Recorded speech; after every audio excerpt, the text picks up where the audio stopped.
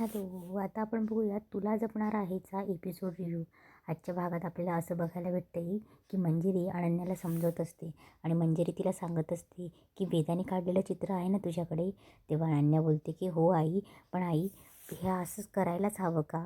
अगं मीरा वहिनी बाळाचं नुसतं नाव जरी काढलं तरीसुद्धा चिडचिड करते. तेव्हा मंजिरी बोलते की अगं आपल्याला ते करायलाच हवं. हे बघ, वेदासाठी आपल्याला कोणीतरी जोडीदार हवा आहे आणि तू एकच काम कर, तू जे वेदाने चित्र काढले ना त्यात छानसे रंग भर आणि जे दुसरं त्याच्यात वेदाने जे बाळाचं चित्र काढलं आहे ना त्या बाळाला छान रंगव, म्हणजे सगळ्यांना दिसेल ते आणि वेदाला बाळाची गोडी लागेल म्हणून. तेव्हा अनन्या ठीक आहे बोलून बघते काहीतरी करते असं म्हणून तिथून चालली जाते. तेव्हा मंजिरी खूप खुश होते. मंजिरीचा हेतू तिला साध्य करायचा असतो. इकडे किचनमध्ये नर्मदा आत्या काम करत असतात. तेव्हा तिथे वेदा येते आणि बोलते की आई माझा टिफिन. तेव्हा नर्मदा तिला सांगते की तू टिफिन घे. तेव्हा वेदा टिफिन घेते. तेव्हा नर्मदा बोलते की थांब अगं मी देते तुझ्या बॅगमध्ये घालून. तेव्हा नर्मदा वेदाला टिफिन बॅगमध्ये घालून देते आणि बोलते की वेदा मला एक सांगशील, काल तर तुझी आई तुझ्यावर ओरडली ना? तेव्हा वेदा नाही बोलते. तेव्हा नर्मदा बोलते की अगं तू मला सांगणार नाहीस का आजीला? मला सांग ना, ओरडली का तुझी आई? काय झालं होतं? जी मीरा तुझ्यावर कधी न ओरडणारी, इतकी प्रेम करणारी मीरा अशी अचानक तुझ्यावर ओरडली, काही झालं होतं का? तेव्हा वेदा बोलते की काही नाही. तेव्हा नर्मदा बोलते की अगं मी तुला हे सगळं विचारते वेदा कारण की मला तुझी काळजी वाटते. तेव्हा नर्मदा वेदाच्या मनात भरवत असते की बघ ना वेदा, जी आई तुझ्यावर कधीही ओरडली नाही ती तुझ्यावर काल एवढी ओरडली. अजून तर तिचं बाळ पण नाही आले. आता तुला माहिती आहे का, जेव्हा मीराचं बाळ येणार ना तेव्हा तुझ्यावर रोज ओरडणार ती. तू आता सवय करून घे. कधी कधी तुला मारेलसुद्धा, कारण की आता तिच्या बाळावर प्रेम राहणार आणि तुझे बाबाही तेच करतील. तुझ्या बाबांचं पण घरात येणाऱ्या छोट्या बाळावर प्रेम राहील आणि सगळ्यांचं दुर्लक्ष होईल तुझ्याकडे. तसं नर्मदा वेदाला भरवते. तेव्हा वेदाच्या मनात शंका यायला लागतात. तेवढ्यात मीरा बाजारातून येते आणि बोलते की वेदा. तेव्हा नर्मदा पटकन शांत होते. तेव्हा मीरा बोलते की वेदा तुझं टिफिन इथे ठेवला आहे, घेतलास का तू? तेव्हा वेदा थोडीशी डोक्यात तिचं ते विचार चालू असतात. तेव्हा ती मीराशी न बोलताच बोलते की बाहेर अनन्या आत्या उभी असेल मला स्कूलला सोडायला, जाते मी. आणि वेदा निघून जाते. तेव्हा मीराला थोडं वाईट वाटतं पण नर्मदाला खूप आनंद होत असतो. तेव्हा मीरा इथून जायला लागते पिशवी घेऊन. तेव्हा नर्मदा बोलते अगं ती पिशवी कुठे घेऊन चालली आहे? तेव्हा मीरा ती पटकन पिशवीला पोहते आणि बोलते की माझं सामान आहे तिच्यात. तेव्हा नर्मदा बोलते की ठीक आहे. तेव्हा मीरा पटकन चालली जाते, आपल्या खोलीत जाते, दरवाजा बंद करते. दरवाजा बंद केल्यावर ती पिशवीतनं तुळस बिब्बा काढते आणि मंत्र आठवत असते. तिला मंत्र आठवतो. तेवढ्यात अथर्व दरवाजा वाजवतो. तेव्हा मीरा पटकन तुळस आणि ती पिशवीत ठेवते आणि ते बिब्बे पटकन गोळा करून कागदात टाकते आणि एक बिब्बा खाली पडतो. तेव्हा अथर्व पटकन घाई देतो. तेव्हा मीरा बोलते की तुम्ही? तेव्हा अथर्व बोलतो की माझी फाईल राहिली होती म्हणून आलो म्हणून. तेव्हा मीरा बोलते की ठीक आहे. तेव्हा मीरा पटकन ती पिशवी लपवण्याचा प्रयत्न करते. अथर्व जायला लागतो. तेव्हा तो पडलेला बिब्बा अथर्वच्या पायाखाली येतो. तेव्हा अथर्व तो बिब्बा बघतो. तेव्हा मीरा थोडी गोंधळते. अथर्व तो बिब्बा उचलतो आणि मीराला बोलतो की बिब्बाच आहे ना हा? तेव्हा मीरा बोलते की हो. तेव्हा अथर्वला लगेच आठवतो की मीरा झोपेमध्ये तुळस बिब्बा अमावस्या असे शब्द बोलत असते. तेव्हा तेव्हा मीरा हे स्वप्नात बोलत असते हे अथर्वला आठवतं. तेव्हा अथर्व बोलतो की हा बिब्बाच आहे ना? तेव्हा मीरा बोलते की हो. तेव्हा तेव्हा अथर्व तो बिब्बाकडे बघत असतो. तेव्हा मीरा बोलते की हो तो बिब्बाच आहे. बिब्बा खूप गुणकारी असतो. मी आता मार्केटला गेली होती ना तिथे एक माणूस विकत होता, म्हटलं घेऊन यावं म्हणून मी घेऊन आली. तेव्हा अथर्व तो बिब्बा मीराच्या हातात देतो आणि मीरा त्या बिब्बाकडे बघत असते. अथर्व पुढे जातो आणि थोडासा थांबून बोलत असतो की मीरा माझ्यापासून काहीतरी लपवते. अथर्व चालला जातो. मीरा पटकन त्या आडगळीच्या रूममध्ये येते. तेव्हा मीरा त्या स्टोअर रूममध्ये येते आणि बोलते की वेदाच्या बाबांनी बिब्बा बघितला. त्यांना शंका तर आली नसेल ना? उद्या अमावस्या आहे आणि उद्या हे काम झालंच पाहिजे. उद्या या बाईचं सत्य सगळ्यांच्या समोर आलंच पाहिजे. मीरा पटकन ती पिशवी त्या अडगळीचे सामान त्या कॉटखाली लपवते आणि तिथून चालली जाते.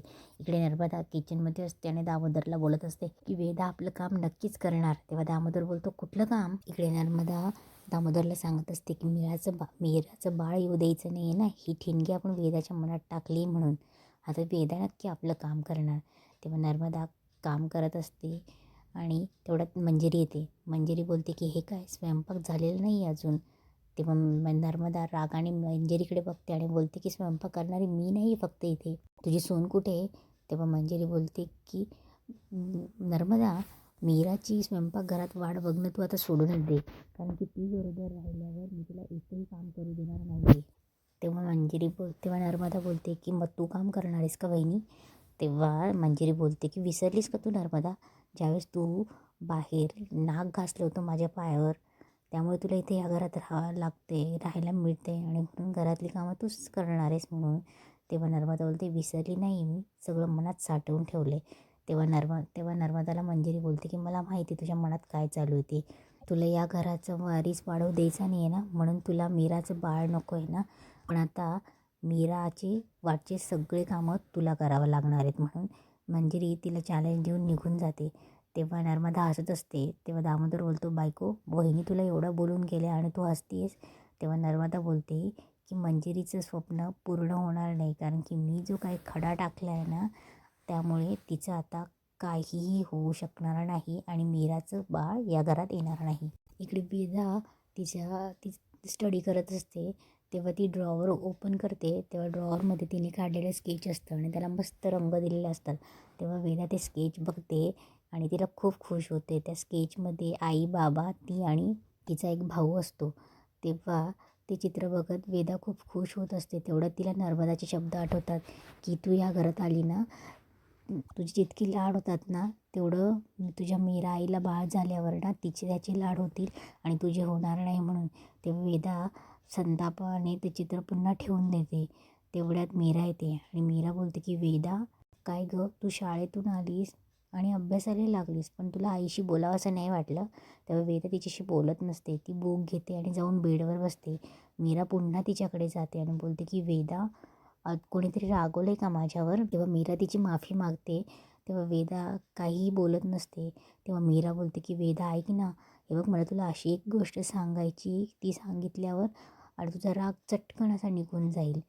तरी वेदा काहीही बोलत नाही. तेवढ्यात अनन्या येते आणि अनन्या बोलते की वेदा, आजोबांनी खाली बोलवलं. तेव्हा वेदा लगेच उठते, बुक ठेवायला जायला लागते. तेव्हा अनन्या बोलते की तू ड्रॉइंग बघितलीस का तू? तेव्हा वेदा बोलते की हो. मीरा बघतच असते त्यांच्याकडे. तेव्हा वेदा ती ड्रॉइंग घेते. तेव्हा अनन्या बोलते की ड्रॉइंग घे आणि चल खाली. तेव्हा वेदा ती ड्रॉइंग घेऊन खाली अनन्यासोबत चालली जाते. खाली हॉलमध्ये सगळे बसलेले असतात. इकडे मंजिरी दादासाहेबांना बोलत असते की दादासाहेब, तुम्ही मीराने काढलेलं चित्र बघितलं का? तेव्हा ती पटवून देण्याचा प्रयत्न करत असते की घरात बाळ आल्यावर किती छान असं तसं होईल. तेवढ्यात अथर्व बोलतो की हो आई. तेवढ्यात मंजिरीला असं वाटतं की अथर्व मीराची बाजू घेतो आहे म्हणून. तेव्हा दादासाहेब तेच बोलत असतात की वेदाला बाळ हवे पण मीराला नको आहे ना.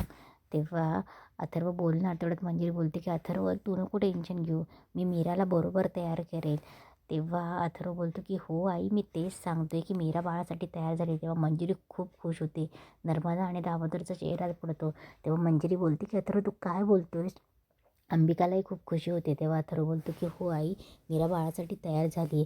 मी काल तिच्याशी बोललो आहे आणि तिने तिचा हट्ट सोडला आहे म्हणून. तेव्हा नर्मदा दामोदरला गुपचूप बोलते की मीरा कशी तयार झाली? तेव्हा दामोदर बोलतो की आता तयार झाली ते झाली.